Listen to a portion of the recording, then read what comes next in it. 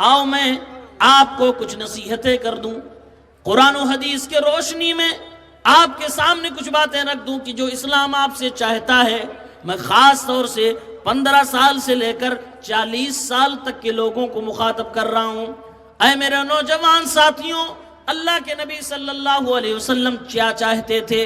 پیارے پیغمبر یہ چاہتے تھے کہ جو بھی انسان دنیا میں آیا ہے، جو بھی محمد الرسول اللہ صلی اللہ علیہ وسلم کا کلمہ پڑھا ہے، وہ با مقصد زندگی گزارے، مقصد والی زندگی گزارے، بے مقصد زندگی نہ گزارے۔ یعنی کہ وہ 15 سال 20 سال 25 سال کی عمر کو ہو گیا، اب اس کے سامنے ایک ٹارگٹ ہونا چاہیے، ہمیں زندگی میں یہ کرنا ہے اور اس کو حاصل کرنا ہے، اور اس کامیابی کو ہمیں پا کر دنیا والوں کے سامنے لا کر دکھانا بھی ہے، اپنے رب کو راضی بھی کرنا ہے۔ اے میرے نوجوان ساتھیوں، اسلام چاہتا ہے کہ تمہارا سب سے پہلا ٹارگٹ یہ ہو کہ اللہ تعالیٰ تم سے خوش ہو جائے۔ فرمایا اللہ تبارک و تعالیٰ نے قرآن میں، وَمَا خَلَقْتُ الْجِنَّ وَالْإِنسَ إِلَّا لِيَعْبُدُونَ، میں نے انسانوں اور جناتوں کو اپنی عبادت کے لئے پیدا کیا۔ اللہ رب العالمین کو ایک مانا جائے، اسی ایک کی عبادت کی جائے، اس کے علاوہ کسی اور کی عبادت نہ کی جائے،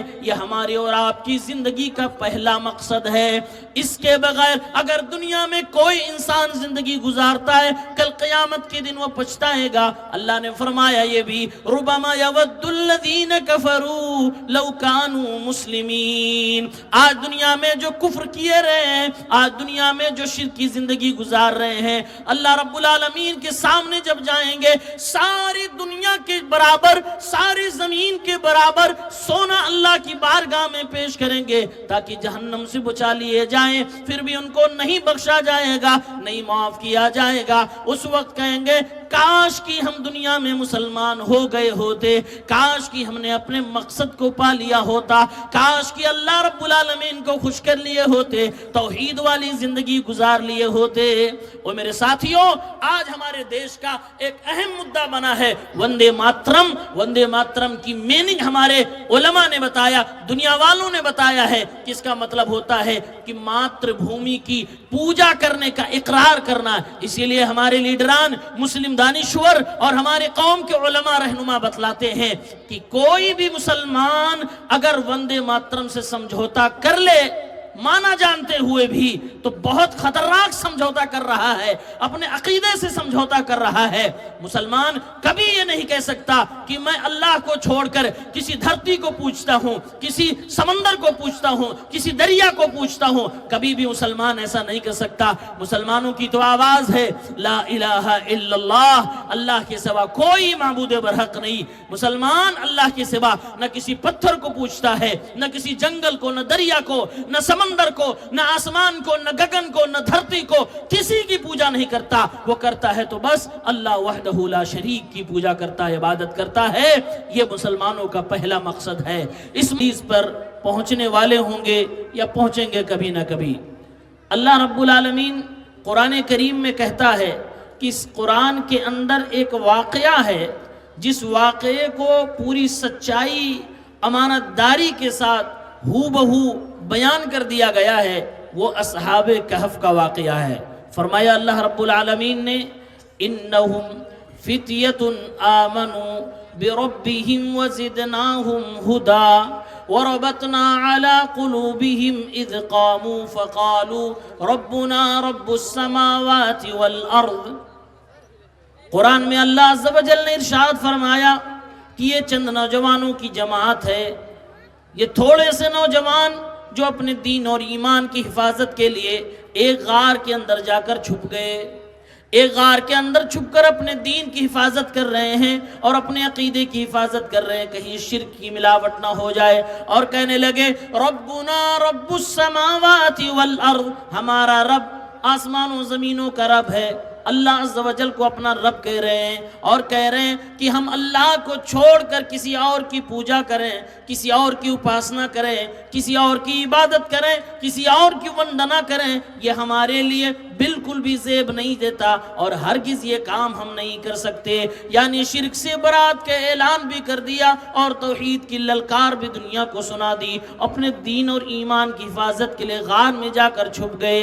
309 سال تک پوری زندگی 309 سال تک اس غار کی زندگی کو قرآن کریم نے بیان کیا ہے۔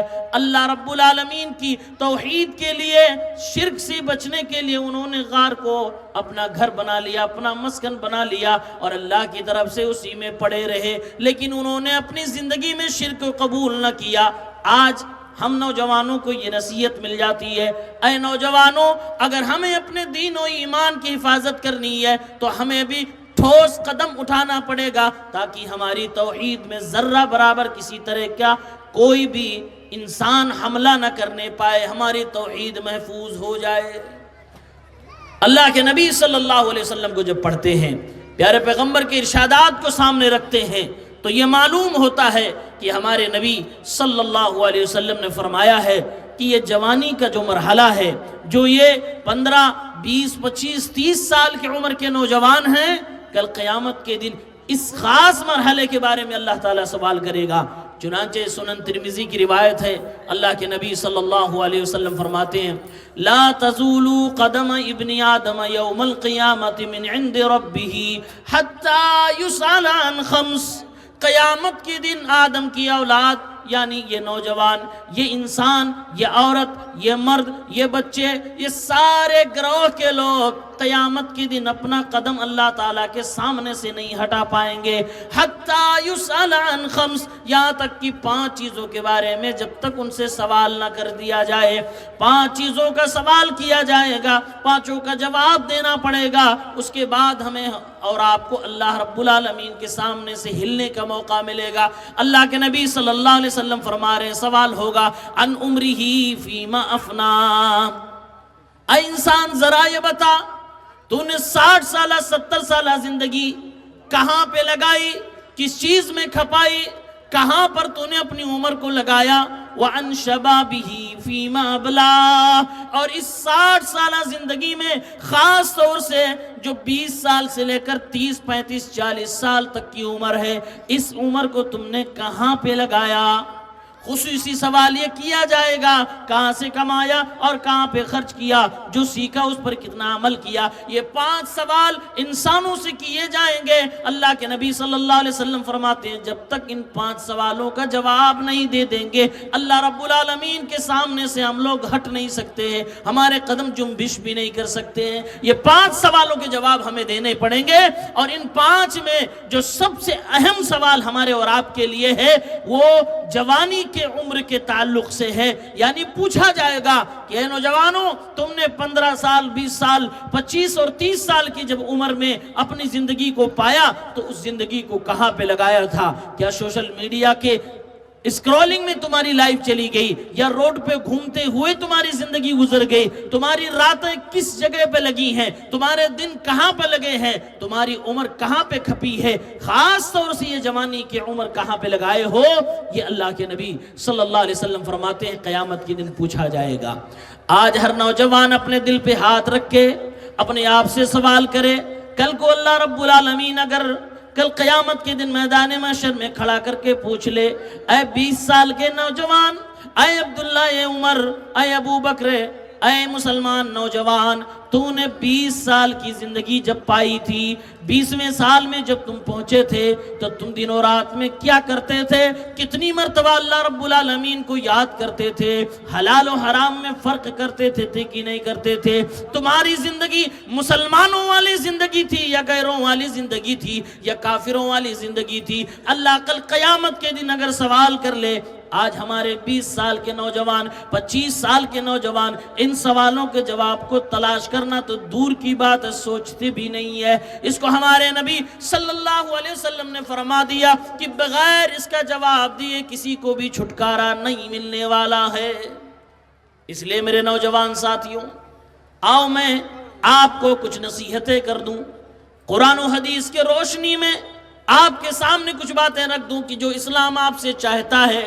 میں خاص طور سے 15 سال سے لے کر 40 سال تک کے لوگوں کو مخاطب کر رہا ہوں۔ اے میرے نوجوان ساتھیوں، اللہ کے نبی صلی اللہ علیہ وسلم کیا چاہتے تھے؟ پیارے پیغمبر یہ چاہتے تھے کہ جو بھی انسان دنیا میں آیا ہے، جو بھی محمد الرسول اللہ صلی اللہ علیہ وسلم کا کلمہ پڑھا ہے، وہ با مقصد زندگی گزارے، مقصد والی زندگی گزارے، بے مقصد زندگی نہ گزارے. یعنی کہ وہ 15 سال 20 سال 25 سال کی عمر کو ہو گیا، اب اس کے سامنے ایک ٹارگٹ ہونا چاہیے، ہمیں زندگی میں یہ کرنا ہے اور اس کو حاصل کرنا ہے اور اس کامیابی کو ہمیں پا کر دنیا والوں کے سامنے لا کر دکھانا بھی ہے، اپنے رب کو راضی بھی کرنا ہے. اے میرے نوجوان ساتھیوں، اسلام چاہتا ہے کہ تمہارا سب سے پہلا ٹارگٹ یہ ہو کہ اللہ تعالیٰ تم سے خوش ہو جائے. فرمایا اللہ تبارک و تعالیٰ نے قرآن میں وَمَا خَلَقْتُ الْجِنَّ وَالْإِنسَ إِلَّا لِيَعْبُدُونَ، میں نے انسانوں اور جناتوں کو اپنی عبادت کے لیے پیدا کیا. اللہ رب العالمین کو ایک مانا جائے، اسی ایک کی عبادت کی جائے، اس کے علاوہ کسی اور کی عبادت نہ کی جائے، یہ ہماری اور آپ کی زندگی کا پہلا مقصد ہے. اس کے بغیر اگر دنیا میں کوئی انسان زندگی گزارتا ہے، کل قیامت کے دن وہ پچھتائے گا. اللہ نے فرمایا یہ بھی ربما یود الذین کفروا لو کانوا مسلمین. آج دنیا میں جو کفر کیے رہے ہیں، آج دنیا میں جو شرک کی زندگی گزار رہے ہیں، اللہ رب العالمین کے سامنے جب جائیں گے، ساری دنیا کے برابر، ساری زمین کے برابر سونا اللہ کی بارگاہ میں پیش کریں گے تاکہ جہنم سے بچا لیے جائیں. پھر بھی ان کو نہیں بخشا جائے گا، نہیں معاف کیا جائے گا. اس وقت کہیں گے کاش کی ہم دنیا میں مسلمان ہو گئے ہوتے، کاش کی ہم نے اپنے مقصد کو پا لیا ہوتا، کاش کی اللہ رب العالمین کو خوش کر لیے ہوتے، توحید والی زندگی گزار لیے ہوتے. اور میرے ساتھیوں، آج ہمارے دیش کا ایک اہم مدعا بنا ہے وندے ماترم. وندے ماترم کی میننگ ہمارے علماء نے بتایا، دنیا والوں نے بتایا ہے کہ اس کا مطلب ہوتا ہے کہ ماتر بھومی کی پوجا کرنے کا اقرار کرنا. اسی لیے ہمارے لیڈران، مسلم دانشور اور ہمارے قوم کے علماء رہنما بتلاتے ہیں کہ کوئی بھی مسلمان اگر وندے ماترم سے سمجھوتا کر لے، مانا جانتے ہوئے بھی، تو بہت خطرناک سمجھوتا کر رہا ہے، اپنے عقیدے سے سمجھوتا کر رہا ہے. مسلمان کبھی یہ نہیں کہہ سکتا کہ میں اللہ کو چھوڑ کر کسی دھرتی کو پوجتا ہوں، کسی سمندر کو پوجتا ہوں، کسی دریا کو پوجتا ہوں. کبھی بھی مسلمان ایسا نہیں کر سکتا. مسلمانوں کی تو آواز ہے لا الہ الا اللہ، اللہ کے سوا کوئی معبود برحق نہیں. مسلمان اللہ کے سوا نہ کسی پتھر کو پوجتا ہے، نہ کسی جنگل کو، نہ دریا کو، نہ سمندر کو، نہ آسمان کو، نہ گگن کو، نہ دھرتی کو، کسی کی پوجا نہیں کرتا. وہ کرتا ہے تو بس اللہ وحدہ لا شریک کی پوجا کرتا ہے، عبادت کرتا ہے. یہ مسلمانوں کا پہلا مقصد ہے. اس مقصد کے تحت ہمارے نوجوانوں زندگی گزارو. تمہاری زندگی میں لاکھ مشغولیات ہوں، لاکھ پریشانیاں آ جائیں، خوب بزی ہو جاؤ، کوئی بات نہیں. کاروبار تمہارا لمبا چوڑا ہو جائے، پڑھائی کی لائف بڑی بزی ہو جائے، کھیتی باڑی بزی ہو جائے، مزدوری بہت ہو جائے، لیکن یاد رکھنا مسلمانوں توحید کے ساتھ سمجھوتا نہ کرنا. ہمارے پیغمبر جناب محمد عربی صلی اللہ علیہ وسلم کے سامنے سمجھوتا لا کر رکھ دیا گیا. اے محمد الرسول اللہ، اگر مکے کی خوبصورت عورت سے آپ کو شادی کرنا تو بتائیے، مکے کی خوبصورت عورت آپ کی نکاح میں دی جائے گی. اگر مکے کا سردار بننا تو یہ بھی بتائیے، آپ کو مکے کا سردار بنا دیا جائے گا. اگر آپ کو دینار و درہم چاہیے تو آپ کے قدموں میں بوریے کے بوریے ڈال دیے جائیں گے. اے محمد الرسول اللہ، اگر آپ کو کوئی بیماری ہے، کوئی آسیب ہے، کوئی جن و شیطان پریشان کرتا ہے تو ہم بڑے سے بڑے لوگوں سے علاج بھی کروا دیں گے. لیکن یاد رکھو محمد، یہ توحید کی دعوت تمہیں بند کرنی پڑے گی. اس سمجھوتے کے مقابلے میں ہمارے نبی صلی اللہ علیہ وسلم نے فرمایا لوگوں لکم دینکم ولی دین، تمہارے لیے تمہارا دین، ہمارے لیے ہمارا دین. اگر میرے دائنے ہاتھ میں سورج کو بھی لا کر رکھ دو اور بائیں ہاتھ میں چاند کو بھی لا کر رکھ دو تو محمد الرسول اللہ کبھی بھی توحید کی دعوت سے سمجھوتا نہیں کرے گا. ہم اس نبی کو ماننے والے ہیں، ہم اس نبی کا کلمہ پڑھنے والے ہیں. تو یہ پہلی نصیحت ہے کہ مقصد والی زندگی بناؤ، اور مقصد ہمارا پہلا اور بڑا مقصد یہ ہے کہ ایک اللہ کو راضی کرنا ہے، توحید پہ رہنا. دوسری نصیحت، قرآن و سنت کی دوسری نصیحت کہ ہمیشہ جس کا جو حق بنتا ہے وہ حق ادا کرو. اللہ کا جو حق بنتا ہے اللہ کا حق ادا کرو، انسانوں کا جو حق بنتا ہے انسانوں کا ادا کرو، اور اپنا جو حق بنتا ہے وہ اپنا بھی حق ادا کرو. یہ تین طرح کے حقوق ہوتے ہیں. ایک حقوق اللہ، اللہ کا حق. دوسرا حقوق العباد، بندوں کا حق، بیوی کا حق، بچوں کا حق، پڑوسیوں کا حق، رشتہ داروں مہمانوں کا حق، اور تیسرا حق اپنا خود کا حق، اپنے بدن کا حق، اپنی آنکھوں کا حق، اپنے جسم کا حق، اپنے پوری جسمانی خواہشات کا حق، جو جائز صورتوں میں ہو سکے. یہ تینوں طرح کے حقوق کو ہمیں پورا کرنا ہوگا. صحیح بخاری کی ایک حدیث میں آپ کو سناؤں، 1968. اللہ کے نبی صلی اللہ علیہ وسلم کے دو پیارے صحابی ہیں. ایک کا نام سلمان الفارسی رضی اللہ تعالیٰ عنہ ہے، دوسرے ابو الدرداء الانصاری رضی اللہ تعالیٰ عنہ ہیں. ابو الدرداء انصاری رضی اللہ تعالیٰ عنہ بڑے نیک طبیعت کے انسان تھے. دنیا میں ان کو بہت زیادہ دلچسپی نہیں تھی. وہ اللہ کو خوش کرنے میں اتنے لگے تھے کہ وہ دنیا کو توجہ ہی نہیں دے رہے تھے. سلمان فارسی حضرت ابو الدرداء کے اسلامی بھائی بن گئے، بھائی چارہ کرا دیا گیا. سلمان فارسی رضی اللہ تعالیٰ عنہ ایک دن اپنے دوست کے گھر زیارت کے لیے گئے کہ میرا دوست ابو الدرداء، چلو اپنے دوست کے گھر جا کر کچھ دیر اس کی حال چال لوں گا، اس کے گھر پہ رہوں گا، کھانا کھاؤں گا، اس کے ساتھ وقت گزاروں گا، حالات سے واقف ہو جاؤں گا، پھر چلاؤں گا. حضرت سلمان فارسی ان کے گھر پہ گئے. جب گھر پہ جاتے دیکھتے میرا دوست موجود نہیں، میرے دوست کی بیوی موجود ہے، حضرت ابو الدرداء کی بیوی موجود.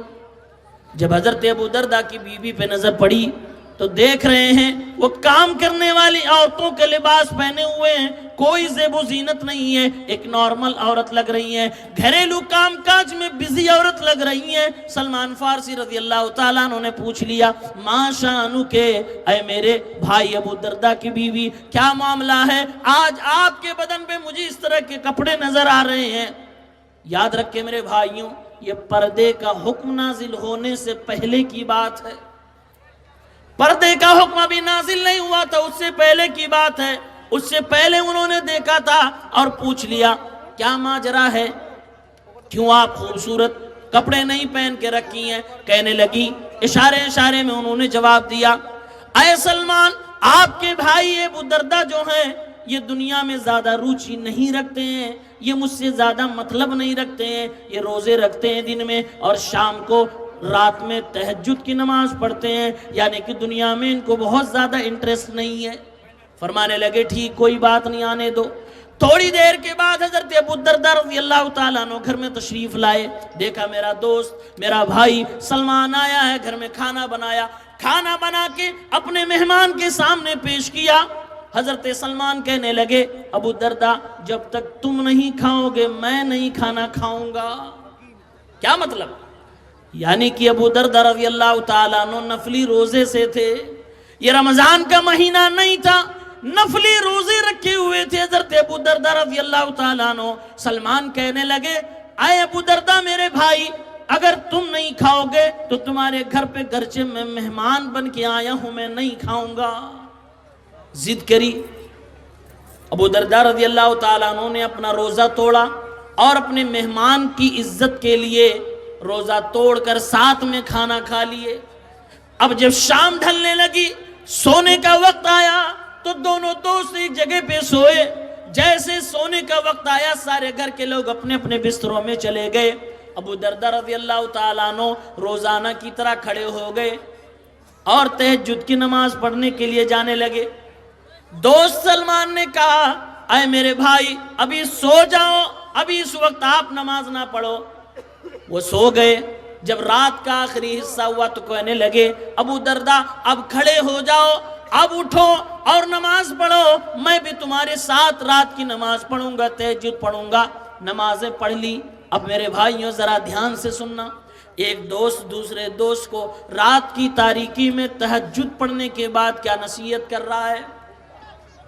ایک دوست دوسرے دوست کو تہجد کی نماز کے بعد مصلی پہ بیٹھ کے نصیحت کر رہا ہے اور کہہ رہا ہے، اے میرے دوست، اے میرے بھائی، تیرے اوپر تیرے رب کا حق ہے، تیرے اوپر تیرے رب کا حق ہے، یعنی کہ نماز پڑھنا، عبادت کرنا، یہ رب العالمین کا حق ہے، یہ حق تو ادا کیا کر. اور تیرے اوپر تیرے بیوی بچوں کا بھی حق ہے، تیری بیوی کا بھی حق ہے، تیرے بچوں کا بھی حق ہے، انسانوں کا بھی حق ہے، دوستوں کا بھی حق ہے. اللہ کے بندوں کے حقوق کو بھی تو ادا کیا کر. وَإِنَّ لِنَفْسِكَ عَلَيْكَ حَقًّا، اور تیرے اوپر تیرے بدن کا بھی حق ہے، یعنی کہ جتنا سونے کی ضرورت ہے سو بھی لیا کر، اپنے جسم کا خیال بھی رکھا کر، ایسا نہ ہو کہ روزانہ تو دن میں روزہ رکھ اور شام کو تو تہجد کی نماز پڑھ، اپنی کمزوری کو خراب کر لے، اپنی صحت کو برباد کر لے۔ اے میرے بھائی ایسا نہ کیا کر۔ یہ تین حق ہیں، اللہ کا حق، بندوں کا حق اور اپنا حق پورا کر۔ فَآتُوا كُلَّ ذِي حَقٍّ حَقَّهُ، حضرت سلمان نے فرمایا او میرے بھائی ابو دردہ، جس کا جو حق بنتا ہے وہ ادا کر دیا کرو۔ اللہ کا حق ادا کر دو، بندوں کا حق ادا کر دو، بیوی کو ٹائم دے دیا کرو، بچوں کو ٹائم دے دیا کرو، اپنے آپ کو بھی وقت دے دیا کرو۔ اب یہ بات دونوں دوستوں کے درمیان ہوئی۔ صبح جب ہوئی دونوں اللہ کے نبی صلی اللہ علیہ وسلم کے پاس پہنچے اور اللہ کے نبی کو سارا ماجرا سنایا۔ حضرت ابو دردہ نے کہا اے اللہ کے نبی، سلمان نے رات میں ایسی باتیں کی ہیں۔ اللہ کے نبی نے فرمایا صدق سلمان، سلمان نے صحیح کہا، یعنی کہ اللہ کے نبی نے ویریفائی کر دیا۔ اللہ کے نبی صلی اللہ علیہ وسلم نے ٹھپا لگا دیا کہ میرے صحابی سلمان نے جو باتیں کہی تین حقوق ادا کرنے کی، وہ ساری کی ساری باتیں صحیح ہیں۔ تو دوسری نصیحت میرے ساتھیوں یہ ہے کہ آپ کے اوپر جس کا جو حق بنتا ہے وہ حق ادا کرے۔ اور میرے نوجوان ساتھیوں ذرا دھیان سے سنو، ایک مرد حقیقت میں پوری زندگی حقوق ہی ادا کرتا ہے، وہ اپنے لیے بہت کم جیتا ہے۔ کبھی وہ ماں باپ کے لیے محنتیں کرے گا، کبھی وہ اپنے بال بچوں کے لیے، بیوی کے لیے محنت کرے گا، کبھی اپنے بھائی بہن کے لیے محنت کرے گا، کبھی رشتہ دار میں موجود غریب رشتہ داروں کے لیے محنت کرے گا، کبھی معاشرے اور سماج میں موجود پریشان حال لوگوں کے لیے محنت کرے گا۔ مرد حقیقت میں وہ ہوتا ہے جو ہمیشہ دوسروں کے لیے جیتا ہے، دوسروں کے لیے محنتیں کرتا ہے، اپنا بھی خیال رکھتا ہے۔ یہی اسلام سبق سکھاتا ہے، یہ اسلام کی دوسری نصیحت ہے۔ تیسری نصیحت، آج کے نوجوانوں کو جب دیکھا جاتا ہے اکثر نوجوانوں کے دل ٹوٹے ہوئے ہیں۔ اور میرے نوجوانوں اگر میں غلط بولوں تو تنبیہ کر دینا، ٹوٹا دل جو نوجوان ہوگا وہ نوجوان تو ہے، جسم اس کے تو طاقتور ہے، ہڈیاں اس کی مضبوط ہے، لیکن وہ بہت کمزور انسان ہے۔ جس کا دل ٹوٹا ہوا ہوگا وہ طاقتور انسان نہیں ہو سکتا۔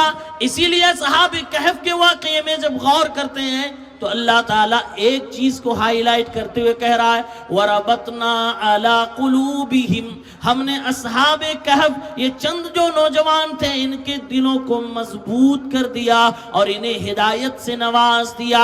یعنی کہ اگر دل مضبوط نہیں تو دنیا میں تم کوئی بھی بڑا کام نہیں کر سکتے، نہ اپنے لیے کچھ کر سکتے ہو، نہ اپنے ماں باپ کے لیے کچھ کر سکتے ہو، نہ اپنے سماج اور سوسائٹی کے لیے کچھ کر سکتے ہو، نہ اپنی قوم و ملت، نہ اپنے ملک کے لیے کچھ کر سکتے ہو۔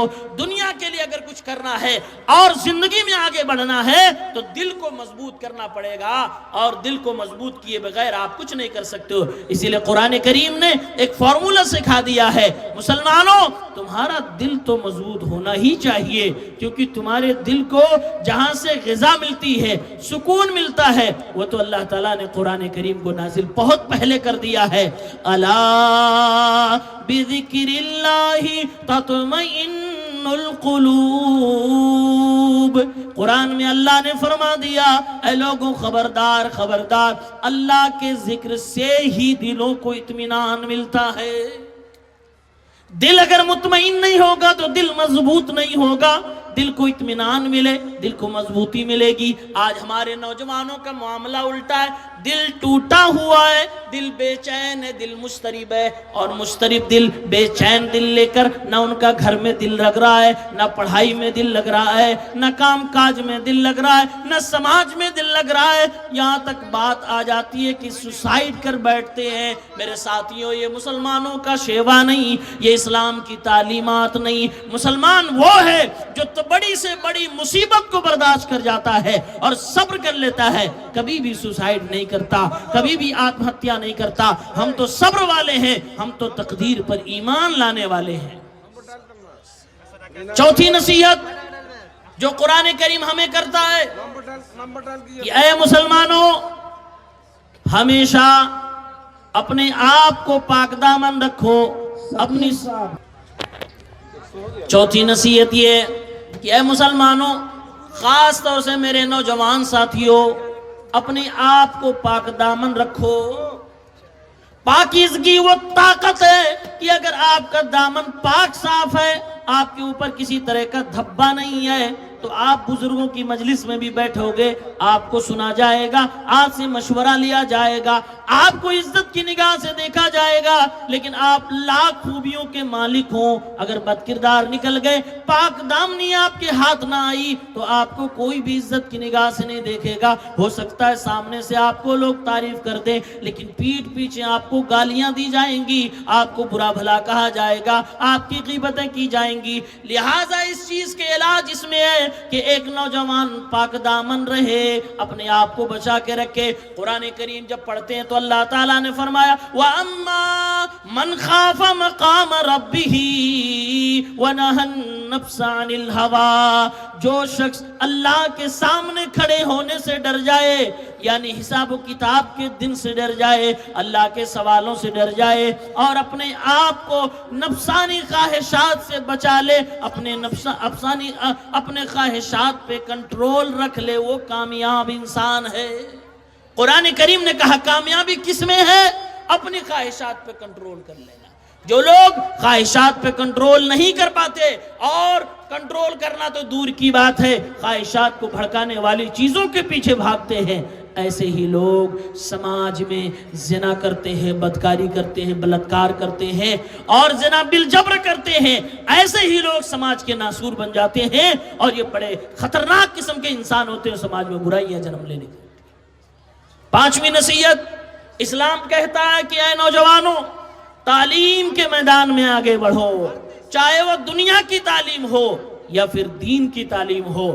دین کی تعلیم تو اتنا ہر مسلمان کو لینا ضروری ہے جو آپ کی زندگی میں کام آنے والی امور میں ضرورت پڑے گی. جو آپ کی زندگی میں کام آنا ہے، آپ کو نماز پڑھنی ہے، آپ کو روزہ رکھنا ہے، آپ کو حج کرنا ہے، زکوٰۃ دینی ہے، سارے چیزوں کے بارے میں آپ کو جانکاری ہونی چاہیے. توحید کے مسئلے پہ آپ کو جم کے رہنا، آپ کے پاس جانکاری ہونی چاہیے. صحیح بخاری کی جب روایت پڑھتے ہیں، ایک صحابی کہتے ہیں، مالک ابن حویرث رضی اللہ تعالیٰ عنہ کہتے ہیں کہ ہم لوگ چند نوجوان اللہ کے نبی صلی اللہ علیہ وسلم کے پاس آئے، اور اللہ کے نبی صلی اللہ علیہ وسلم کے پاس ہم لوگ رہنے لگے. اتینا الی النبی صلی اللہ علیہ وسلم ونحن شبابۃ متقاربون، ہم سب کی عمر برابر تھی، قریب قریب نوجوان ہم لڑکے تھے، سب کے سب نوجوان تھے. اللہ کے نبی کے پاس آ گئے. کتنے دن؟ کہتے 20 دن اللہ کے نبی کے حضور ہم لوگ تھے. 20 دن اللہ کے نبی کے پاس وہ نوجوان رکے رہے. اللہ کے نبی صلی اللہ علیہ وسلم کو نماز پڑھتے دیکھتے رہے، اللہ کے نبی سے تعلیمات حاصل کرتے رہے. صحابی کہتے ہیں ہم لوگ نوجوان تھے، 20 دن گزرنے کے بعد اللہ کے نبی نے جب ہمارے چہروں کو پڑھ لیا، آپ نے محسوس کر لیا کہ ہم لوگوں کو اپنے گھر جانے کی ضرورت ہے، ہم لوگوں کو اپنے گھر، اپنے ماں باپ، اپنے بیوی بچوں سے ملنے کی ضرورت ہے. تو اللہ کے نبی صلی اللہ علیہ وسلم نے خود ارشاد فرمایا ارجعوا الی اہلیکم، اے نوجوانوں، اے میرے صحابہ کرام، اے نوجوان شاگردوں، جاؤ اپنے اپنے گھر، اور اپنے گھر پلٹ کے چلے جاؤ، وہیں پر قیام کرنا، گھر کے اندر رہنا. وعلموہم، اور اپنی اولاد کو ساری چیزیں سکھانا جو مجھ سے سیکھ کے جا رہے ہو. وصلوا کما رأیتمونی اصلی، اور نمازیں ایسے پڑھنا جیسے مجھے نماز پڑھتے ہوئے تم نے دیکھا. 20 دن تک صحابہ نبی کے پاس آئے، دین کی تعلیمات سیکھتے رہے، نبی کریم کا روزانہ کا شیڈول دیکھتے رہے، اور 20 دن کے بعد گھر گئے تو نبی نے فرمایا جو سیکھا اس کو سکھانا. آج ہمیں اور آپ کو بھی بھی یہی کرنا ہے۔ جو مدرسے کی زندگی میں طلبہ ہیں وہ مدرسے میں جو دینی تعلیم حاصل کرے، گھر جائیں تو اپنے بچوں کو، اپنے گھر والوں کو، اپنے ماں بہن کو، اپنے پریوار کو، اپنے پڑوسیوں کو سکھانے کی کوشش کریں۔ اور ایسے ہی جو ہم آج پروگراموں میں آئے، خطابات سننے کے لیے آئے ہیں، تقریر سننے کے لیے آئے ہیں، جمعے کی تقریر سنتے ہیں، وہ سب سیکھ کر ہمیں اپنے گھر والوں کو سکھانا چاہیے۔ یہ دنیا کی تعلیم کے تعلق سے بھی اسلام بات کرتا ہے۔ اسلام کہتا ہے کہ جو بھی چیزیں تم ترقی کے لیے حاصل کر سکتے ہو حاصل کرو، شرط بس یہی ہے کہ تمہیں اسلام کی مخالفت نہیں کرنی ہے۔ اسلام کہتا ہے اگر دنیا کا علم، سائنس اور ٹیکنالوجی کا علم حاصل کر کے تم چاند پہ پہنچنا چاہتے ہو تو پہنچ جاؤ، کوئی حرج کی بات نہیں ہے۔ تمہیں ڈاکٹر بننا بن جاؤ، تم IAS IPS بن جاؤ، لیکن تمہیں ہمیشہ اسلام کے قانون کے بالادستی کے لیے کام کرنا ہے۔ تمہیں ہمیشہ اسلام کے قانون کے اندر رہ کر کام کرنا ہے۔ تمہیں اپنا دین اور ایمان بیچ کر یہ سارے عہدے نہیں لینے ہیں۔ یہی اسلام آپ سے مطالبہ کرتا ہے۔ اسلام کی ایک اور تعلیم، اسلام کہتا ہے نوجوانوں، جب تم جوانی کی عمر کو پہنچ جاؤ، تمہاری شادی کی عمر ہو جائے، اسلامی نقطہ نظر کے حساب سے شادی کی عمر یہ ہے کہ انسان اپنی بیوی کی جسمانی ضرورت پورا کرنے کے لائق ہو جائے، اس کے گھر کے خرچے اٹھانے کے لائق ہو جائے، اس کی عمر ہو گئی۔ اللہ کے نبی صلی اللہ علیہ وسلم فرما رہے ہیں، صحیح مسلم کی روایت ہے، یا معاشر الشباب من استطاع منکم الباءۃ فلیتزوج، اے نوجوانوں کی جماعت، جو تم میں سے اپنی بیوی کے جسمانی ضرورت کو پورا کرنے کی طاقت رکھتا ہو، اس کے کھانا کپڑے کی ضرورت پورا کرنے کی طاقت رکھتا ہو، وہ نکاح کر لے۔ اگر نکاح نہیں کر سکتا کسی مجبوری کی وجہ سے تو اپنی آپ کی حفاظت کرے، روزہ رکھے، کیونکہ روزے کے ذریعے سے انسان گناہوں سے بچا لیا جاتا ہے، گناہوں سے بچ جاتا ہے۔ اسلام کی تعلیم یہ بھی ہے کہ اے نوجوانوں، اگر تمہیں شادی کی ضرورت محسوس ہوتی ہے تو تم جلدی کرو شادی کرنے میں۔ شادی کو مہنگا کر کے اس کو مشکل بنانے کی ضرورت نہیں ہے۔ شادی کر کے تم سماج کو ہلکا بھی کر سکتے ہو، سماج میں ایک اچھا یوگدان بھی دے سکتے ہو۔ شادی کر کے تم اپنی زندگی کو آگے بھی بڑھا سکتے ہو۔ اور تعجب کی بات تو یہ، آج ہم میں سے اکثر نوجوان شادی میں تاخیر صرف اس لیے کرتے ہیں کیونکہ وہ کہتے ہیں کہ ہمارے قدم ابھی بھی ثابت قدم نہیں ہوئے، ابھی ہم نے کمانا شروع نہیں کیا، ابھی ہمیں گھر بنانا، ابھی ہمیں گاڑی لینی ہے، ابھی ہمیں جاب لینی ہے۔ جبکہ قرآن جب ہم پڑھتے ہیں تو ہمارا اللہ فرماتا ہے يَكُونُوا فُقَرَاءَ يُغْنِيهِمُ اللَّهُ مِنْ فَضْلِهِ، اگر کوئی انسان غریب بھی ہے، فقیر بھی ہے، شادی کر لے، اللہ تعالیٰ اپنے خاص فضل و کرم سے اسے مالدار کر دے گا، اسے اللہ تعالیٰ روزیاں عطا فرمائے گا، رزق کے دروازے اس کے لیے کھول دیے جائیں گے۔ اس لیے میرے دوستوں، ہم الٹی گنگا نہ بہائیں، ہم سیدھے راستے پہ چلیں، قرآن کے ساتھ چلیں، اسلام کے ساتھ چلیں۔ ہماری سوچ الٹی چل رہی ہے، قرآن اور حدیث کی سوچ دوسری جانب جا رہی ہے۔ ہمیں اور آپ کو اسلام نصیحت کرتا ہے جتنی جلدی ہو سکے، اگر تمہیں ضرورت محسوس ہو رہی ہے تو نکاح کر لو۔ نکاح کے جو ذمہ دار ہیں وہ نکاح کروانے میں جلدی کریں، اور جن کو کرنا ہے وہ بھی جلدی کریں، اور نکاح آسان بنائیں، آسانی کے ساتھ کریں۔ اسلام کی ایک تعلیم یہ بھی ہے کہ یہ نوجوانوں، تم غریب اور فقیر بن کے نہ رہو، بلکہ تم مالدار بننے کی کوشش کرو، کمانا جاؤ۔ اللہ کی زمین بڑی کشادہ، جتنا کمانا ہو کما لو۔ اللہ تعالیٰ نے کبھی بھی قرآن کریم کی کسی بھی آیت میں منع نہیں فرمایا کہ کوئی انسان مالدار نہ بنے، بلکہ ہمارے نبی نے تو تعریف فرمائی ہے۔ مالدار بننا کوئی عیب کی بات نہیں ہے، مالدار بننا، زیادہ پیسے والا بننا، یہ کوئی گناہ کا کام نہیں ہے۔ شرط یہ ہے کہ مال اچھے ہاتھوں میں ہونا چاہیے، نیک آدمی کے پاس ہونا چاہیے، تب وہ مال اچھا مال ہوتا ہے۔ ایک صحابی اللہ کے نبی کے پاس آئے، ہمارے نبی صلی اللہ علیہ وسلم نے ارشاد فرمایا، اے میرے صحابی، میں سوچ رہا ہوں تمہیں جنگ پر بھیج دوں، جنگ میں جاؤ گے، جنگ میں جب جیت کے آؤ گے تمہیں مال غنیمت ملے گا۔ اے اللہ کے نبی صلی اللہ علیہ وسلم، میں نے اسلام قبول اس لیے نہیں کیا تھا کہ میں مال غنیمت حاصل کروں گا، میں تو اس لیے اسلام قبول کیا تھا کہ آپ کے ساتھ رہوں گا، آپ کے دین کو دنیا میں پھیلانے کی کوشش کروں گا۔ اے اللہ کے نبی مجھے مال کی لالچ نہ دیجئے۔ صحابی اللہ کے نبی کے سامنے یہ کہہ کر اپنا وہ ظاہر کر رہے ہیں کہ اے اللہ کے نبی صلی اللہ علیہ وسلم مجھے مال کی لالچ نہ دیجئے۔ پیارے پیغمبر صلی اللہ علیہ وسلم نے فرمایا، اے میرے صحابی گھبرانے کی ضرورت نہیں ہے، مال ملے گا اور تم جیسے نیک انسانوں کے ہاتھ میں اگر رہے گا تو کتنی بہترین بات ہے، اس میں کوئی عیب کی بات نہیں، یہ تعریف کی بات ہے۔ تو آج کے سماج میں بھی ہمیں اور آپ کو مال کے معاملے میں بھی آگے بڑھنا ہوگا۔ پر اسلام شرط لگا رہا ہے کہ اے مسلمانوں، کہاں سے کمانا ہے یہ بھی تمہارے لیے ضروری ہے، جانچ پڑتال کے کماؤ، اور کہاں پہ خرچ کرنا ہے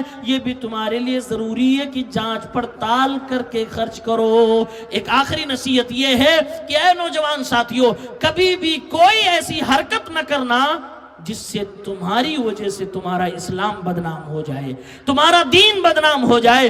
کوئی بھی ایسی حرکت کبھی بھی نہ کرنا، چاہے اپنے فائدے کے لیے ہو یا قوم و سماج کا فائدہ سوچ کر ہو، کسی بھی شکل میں کوئی ایسی حرکت نہ کرنا جس سے تمہارا دین بدنام ہو جائے، تمہارے دین کو لوگ گالیاں دینے لگے۔ رب العالمین نے فرمایا، وَلَا تَسُبُّوا الَّذِينَ يَدْعُونَ مِن دُونِ اللَّهِ فَيَسُبُّوا اللَّهَ عَدْوًا بِغَيْرِ علم۔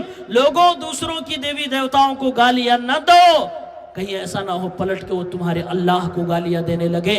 تو رب العالمین گویا یہ فرما رہا ہے، اے لوگوں تم دوسروں کے ماں باپ کو گالی نہ دو، کہیں پلٹ کے تمہارے ماں باپ کو گالی دے گا تو گویا کہ تم نے خود اپنے ماں باپ کو گالی دیا ہے۔ دوسروں کی دیوی دیوتاؤں کو گالی دو گے تو وہ تمہارے اللہ کو گالی دیں گے، گویا کہ تم نے خود اپنے اللہ کو گالی دیا ہے۔ اس لیے میرے ساتھیوں، کوئی بھی ایسی حرکت نہ کرنا جس سے تمہارا اسلام بدنام ہو جائے، تمہارا دین کٹگھرے میں آ جائے۔